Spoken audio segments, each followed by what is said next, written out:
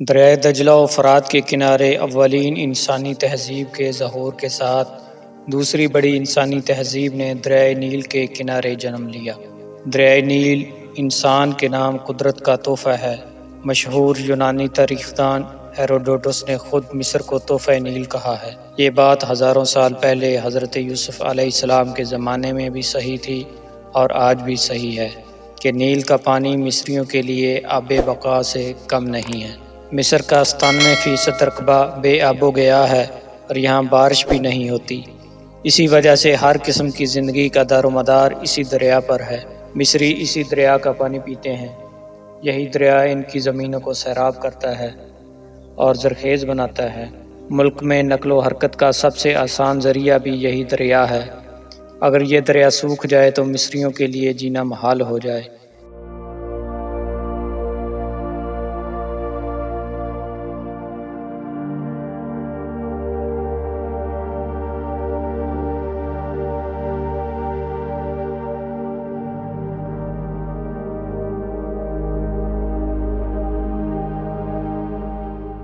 دوسرے ملکوں جیسے ہمارے ملک میں بھی کئی دریا اور ان کی باجگزار ندیاں ہیں، مگر مصر کا صرف اور صرف ایک دریا ہے، دریائے نیل۔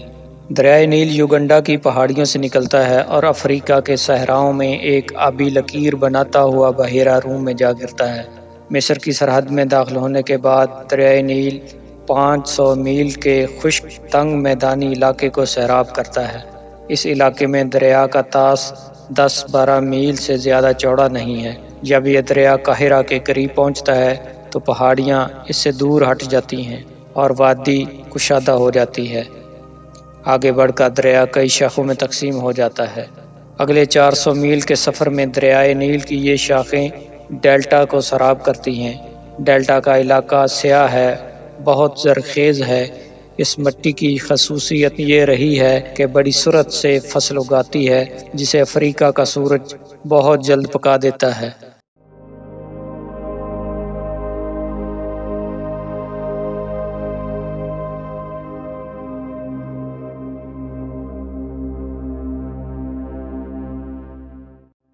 جب تک ایک متحدہ سلطنت وجود میں نہیں آئی تھی، اس وقت تک جنوبی اور شمالی مصر کی چھوٹی چھوٹی بادشاہتیں آپس میں اسی ڈیلٹا کے لیے برسر پیکار رہتی تھیں۔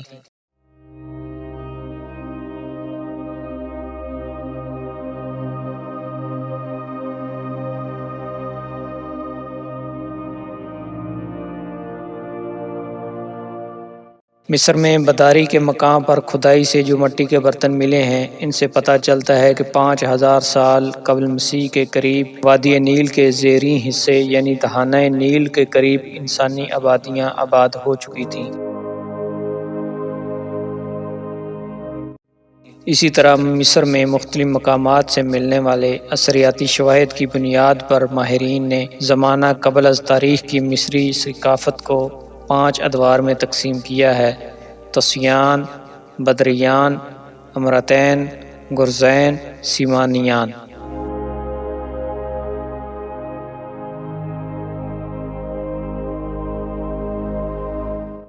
پہلا دور جو طوسیان کہلاتا ہے، وحشت کے زمانے سے تعلق رکھتا ہے۔ چوتھا دور گرزین ان سب ادوار میں اہم ہے، کیونکہ مصری تہذیب کا آغاز اسی دور میں ہوا۔ اسی زمانے میں باب المندب یا بحیرہ کلزم کی راہ سے کئی عرب قبائل جو سومیریوں کے بھائی بند تھے، سرزمین مصر میں داخل ہوئے اور انہوں نے وادی نیل کے بالائی حصے میں بود و باش اختیار کی۔ پھر آہستہ آہستہ انہوں نے اپنی ایک ریاست قائم کر لی اور اسے وسعت دینے کے لیے دوسری ریاستوں کو فتح کرنا شروع کر دیا۔ ان کے بادشاہ یا سردار کا امتیازی نشان باز تھا۔ یہ باز تصویروں میں کندھوں پر سر کے پیچھے بیٹھا دکھایا گیا ہے۔ پہلے فرعون مصر مینمیز کا تعلق انہی لوگوں سے تھا۔ اسی بادشاہ نے وسطی مصر کے شامیان نسل حکمرانوں سے خراج اطاعت وصول کیا اور اس کے بعد ڈیلٹا کے خطے کے تہنیوں، شامیوں اور فلسطینی گڈریوں کو مطیع کر کے وادی نیل میں ایک متحدہ سلطنت کی بنیاد رکھی۔ باز کے امتیازی نشان کو قائم رکھتے ہوئے تہنیوں اور شامیوں کے سرخ اور سفید تاج میں لا کر ایک نیا تاج زیب تن کیا، جس میں یہ دونوں رنگ شامل تھے۔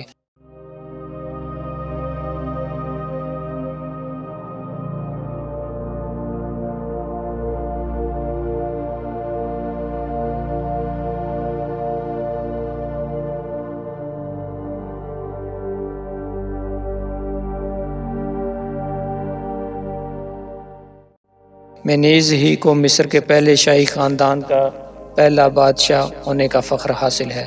اس کے زمانے کا اندازہ تقریباً 3500 سے 4500 قبل از مسیح لگایا گیا ہے۔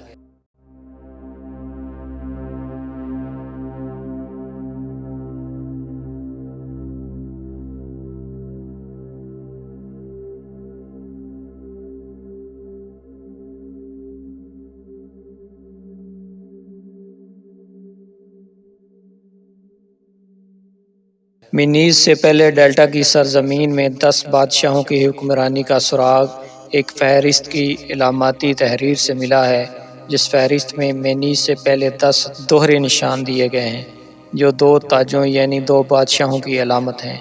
مینیز کے برسر اقتدار آنے کا زمانہ یہ بعض مورخوں نے 3400 قبل مسیح بتایا ہے، جبکہ بعض اسے 4777 قبل مسیح بتاتے ہیں، اور مینیز کا دوسرا نام ناریمر مینیس بتاتے ہیں۔ اس بادشاہ کی ریاست کا صدر مقام ابیدوز تھا جو تھیسیس کے قرب و جوار میں واقع تھا۔ مینیس نے 4777 قبل مسیح یا 3200 قبل مسیح میں تمام مصر کو اپنی قلمرو میں شامل کر کے منفس کے مقام پر ایک نئے دارالحکومت کی بنیاد رکھی۔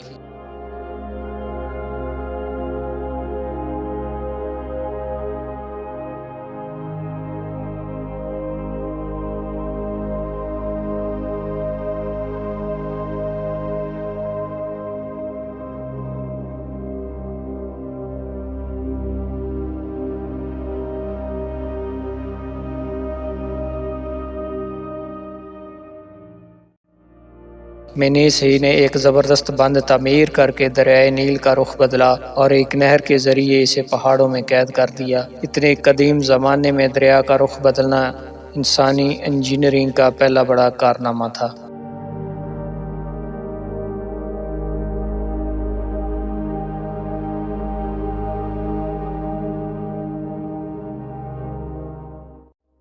قدیم مصری اپنے بادشاہوں کو خدا کا درجہ دیتے اور انہیں فرعون کے نام سے پکارتے تھے۔ فرعون پورے ملک پر بلا شرکت غیر حکمرانی کرتا تھا۔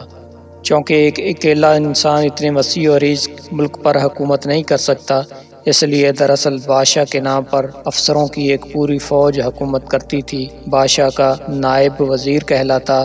وزیر بہت سے اہم عہدوں پر اعلیٰ افسران کا تقرر کرتا۔ اپنے تقرر کے بعد وہ افسران بہت سے دوسرے افسروں کو بھرتی کرنے کے خود مجاز ہوتے تھے۔ ہر ضلع کی سطح پر ایک افسر مقرر ہوتا تھا جو پولیس کے اعلیٰ عہدیدار سے لے کر ٹیکس کلکٹر، جج اور پٹواری تک کے فرائض انجام دیتا تھا۔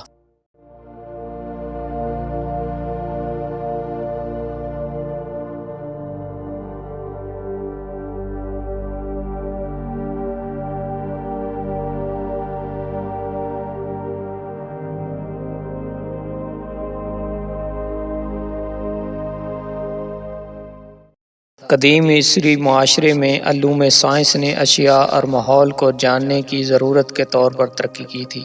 نیل میں آنے والے سالانہ سیلابوں نے اہل مصر کو وقت کا حساب کتاب رکھنے کی ضرورت محسوس کرائی۔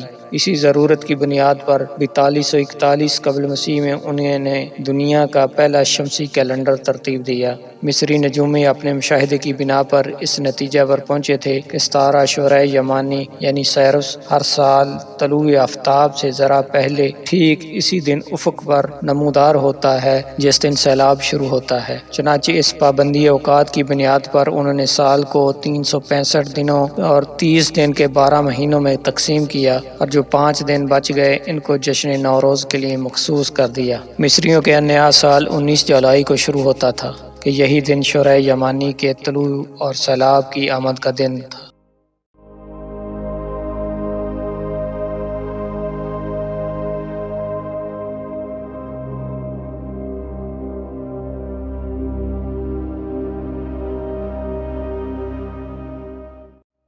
نئے سال کی رسموں کی تفصیلات فرعون رمسیس سوم کے معبد کی دیواروں پر آج تک موجود ہیں۔ جشن نوروز کا تہوار پورے مصر میں منایا جاتا تھا۔ قدیم مصری طبیب مختلف بیماریوں کے علاج کے لیے ضرورت کے طور پر انسانی جسم کے بارے میں اہم معلومات بھی رکھتے تھے۔ مثلاً وہ جانتے تھے کہ نبض دل کی دھڑکنوں کا نام ہے اور دماغ ہاتھوں اور پاؤں کی حرکات کو کنٹرول کرتا ہے۔ انسانی جسم کے بارے میں اتنی صحیح اور سائنٹیفک معلومات رکھنے کے باوجود قدیم مصری اس بات پر بھی یقین رکھتے تھے کہ بیماریاں بدروحوں کے اثرات کی وجہ سے ہوتی ہیں، لیکن جادوئی ٹوٹکوں سے بدروحوں کو بھگانے کے باوجود وہ شہد اور زیتون کے تیل میں مختلف شیاج بھی ملا کر دوا کے طور پر استعمال کراتے تھے۔ مصر قدیم کے اس پہلے دور تمدن کے آثار سے معلوم ہوتا ہے کہ سونے، ہاتھی دانت اور تانبے کا کام ان کے معاشرے میں بہت ترقی پر تھا۔ کاریگری بہت اچھا معیار اختیار کر چکی تھی۔ فن تعمیر بھی درجہ کمال پر پہنچ گیا تھا۔ اس کی مثال ان کے تعمیر کردہ اہرام اور معبدوں میں ان مقبروں میں ضروریات زندگی کا سامان بھی ساتھ ہی دفن کر دیا جاتا تھا۔ امراء اور بادشاہ بڑی قیمتی چیزوں کے ساتھ دفن کیے جاتے تھے۔ ان کا عقیدہ تھا کہ جب تک جسم باقی رہتا ہے روح اس میں آتی رہتی ہے۔ اس مقصد کے لیے وہ نعش کو محفوظ رکھنے کے لیے ایسے مسالے لگانے لگے جو جسم کو گلنے سڑنے سے بچاتے تھے۔ اس کی مثالیں آج فرعون مصر کی ممیاں ہیں۔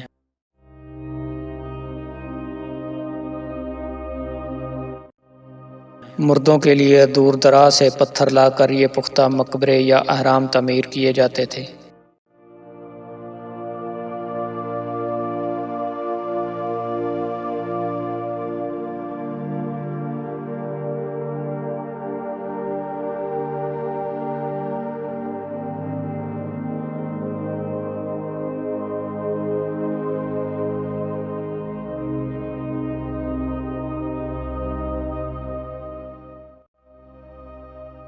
سب سے پہلا اہرام شاہ نوروسر یا زوسر کے لیے اس کے وزیر اعظم اور معمار امہوتپ نے تعمیر کیا تھا۔ یہ دنیا کا پہلا سیڑھیوں والا اہرام بھی تھا۔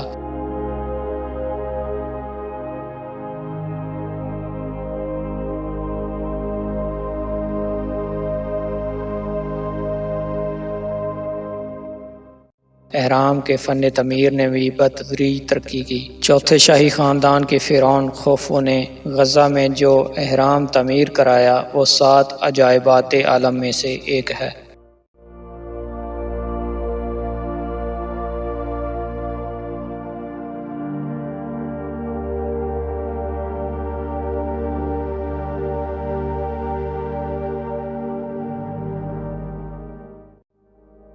مجسمہ سازی کے فن میں بھی قدیم مصری یکتا تھے۔ انہوں نے لکڑی اور پتھروں کو تراش کر تاریخ میں سب سے پہلے مجسمہ سازی کا آغاز کیا اور چھوٹے مجسموں سے لے کر ابوالہول جیسے بڑے بڑے شاہکار تخلیق کیے۔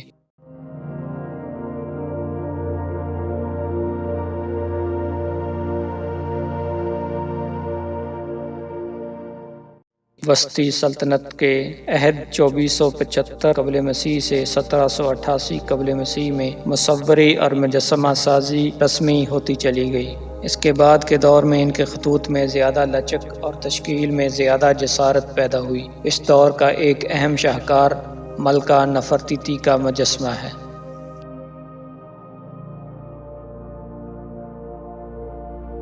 بطلیموس دور میں مصری آرٹ کا زوال شروع ہوا اور آخر کار یونانی اور پھر رومی آرٹ کے اسالیب کے نفوذ نے اسے ختم کر دیا۔ قدیم مصریوں نے سومیریوں کی طرح اپنا ایک خاص رسم الخط بھی ایجاد کیا تھا جو ہائیروگلائف کہلاتا تھا۔ یہ ایک تصویری رسم الخط ہے جس میں مروج تصاویر کے خاص مفاہیم مقرر ہیں۔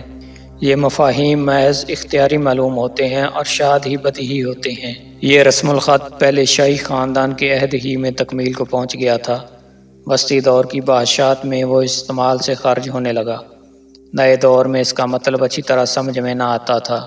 وسطی دور بادشاہت میں ایک ترقی یافتہ رواں خط زیر استعمال تھا جس کی جگہ بعد میں خط عوامی یعنی ڈیموٹک نے لے لی۔ مصریوں نے مٹی کی لوحوں کے بجائے نیل کے کنارے اگنے والے ایک پودے پیپرس سے کاغذ بنا کر اس پر سرکنڈے کی قلموں سے لکھا۔ اس قسم کے کاغذ پر تحریر کو لکھ کر وہ اس تحریر کو لپیٹ کر مرتبانوں میں محفوظ کر لیتے تھے۔ اس قسم کی بہت سی تحریریں دریافت ہوئی ہیں جن میں مذہبی بھجن، گیت، عشقیہ نظمیں، کہانیاں، علم طب کے اصول اور نسخے، تاریخ و سیر پر مبنی ایک وسیع لٹریچر موجود ہے۔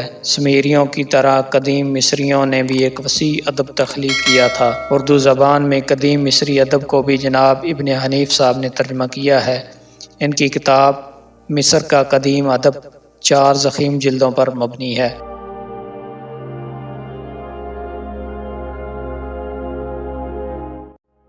قدیم مصریوں کی عظمت اور تمدنی ترقی کا اندازہ اس بات سے لگایا جا سکتا ہے کہ 3000 قبل مسیح میں ان کا تمدن معراج کمال کو پہنچ چکا تھا۔ اس سنہری تمدن کی اکثر روایات کی جھلک آج کی ترقی یافتہ دنیا میں بھی دیکھی جا سکتی ہے۔ کاشتکاری کے مختلف طریقے،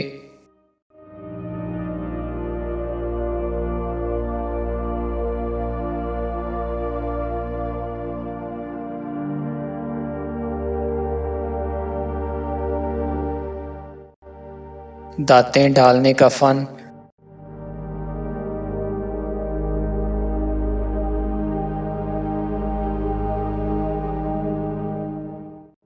صنعت و حرفت کے شعبے، علم ہندسہ، علم نجوم، شیشے اور ململ کی ساخت،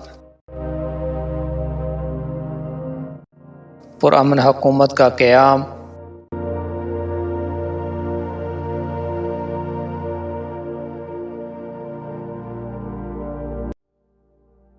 کاغذ اور روشنائی، تصویر نگاری، تقویم، آبی گھڑی، ملبوسات اور زیورات کی صنائی، گھر کا سامان آرائش، فن تعمیر کے کمالات، ڈاک کا انتظام، ابتدائی اور ثانوی تعلیم، نظم مملکت کے اصول، شعر و ادب کی ترقی، معاشرتی انصاف اور ایک ہی بیوی سے شادی کرنے کا رواج، مذہب میں وحدانیت کی شروعات، فلسفہ اخلاق، سنگ تراشی، مصوری، موسیقی، ناچ وغیرہ کے تمام تمدنی کارنامے ہم تک قدیم مصریوں سے دیگر قوموں کے توسط سے پہنچے ہیں اور تمدن انسانی نوع کا قیمتی سرمایہ بن چکے ہیں۔